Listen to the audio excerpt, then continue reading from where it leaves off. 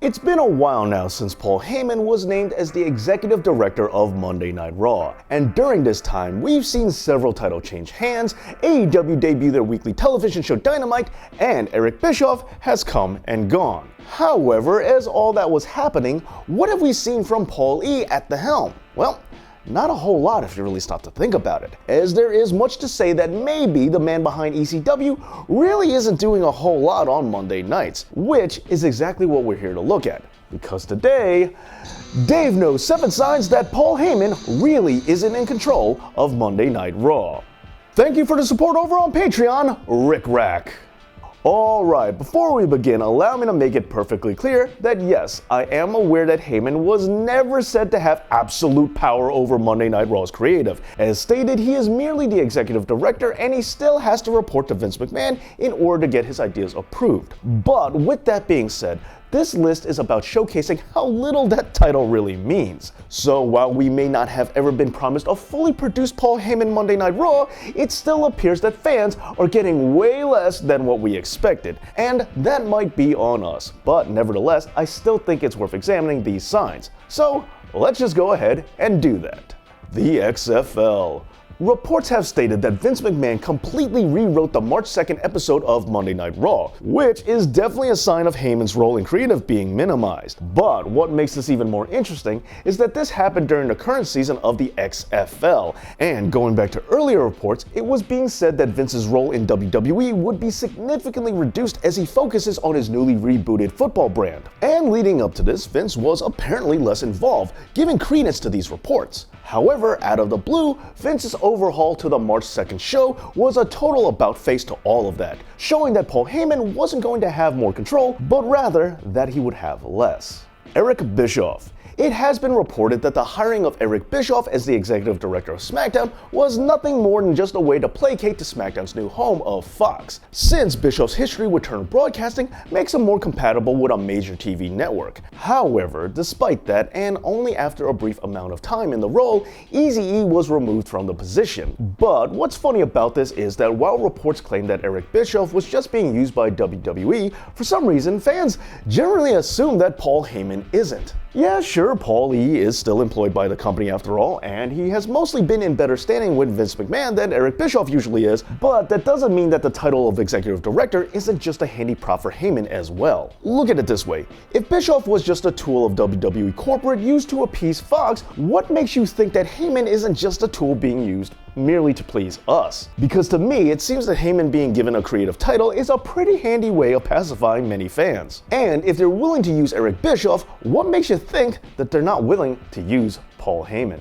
Cedric Alexander. Now, just to make sure that we're all on the same page, I'm not saying that Paul has had zero input on Raw whatsoever. Again, internet, it's not all or nothing. But speaking to that, remember that one episode of Monday Night Raw during the summer, the one where Cedric Alexander jumped off the Titantron? Well, while that might have seemed like it was the beginning of a major push for Cedric, nowadays it seems that we're lucky if we see the former Cruiserweight champion on TV at all. And the few times that we do, he's probably just there to count the lights for someone. So, what happened? He was allegedly a Paul Heyman guy earmarked for success. Well, according to some sources, Vince McMahon specifically said to bury him. And just like that, Cedric's deep pushing began. Which, sadly, is a very similar story with Ricochet.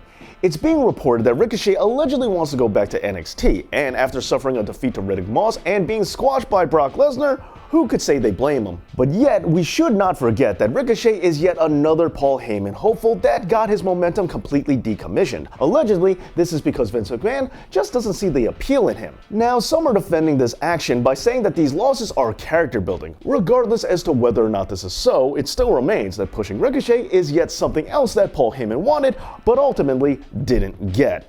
Rusev Day. Now, by not being a WWE employee, a lot of what we have to go on is definitely secondhand, and sometimes those reports do occasionally conflict with one another. And the truth behind the Rusev, Lana, and Bobby Lashley storyline is a prime example of just that. While some claim that this extramarital affair is classic Paul Heyman writing, there are also those reporting that the angle actually came from Rusev himself. On top of that, there are also other claims that when the storyline started to bring in views, WWE demanded that the angle get drawn out, and when the storyline became became abruptly cancelled, it was supposedly because of Rusev's alleged lack of desire to re-sign with WWE. Now, what's interesting about all this is that for a major angle, a lot of the statements on the behind-the-scenes details don't really have Paul Heyman involved. And as far as this video is concerned, this disconnect alone is a warning sign enough for me. The greatest love. This next entry is similar, but there is a noteworthy detail difference between this and the Rusev thing that I think needs to be said. Because while the Mike and Maria storyline that was introduced when the proclaimed Heyman era on Raw originally began, it ended in a very different way. Yes, the angle did end because of a talent's dissatisfaction, but it was apparently because of his unhappiness with the angle itself, meaning that at the end of the day, talent does still have a fair amount of power in the creative relationship. So my point is, just so people are aware, this video isn't just me saying that Vince McMahon is the only one to blame for Paul Heyman not getting his way, but that there are other factors that come into play too, like the superstars themselves.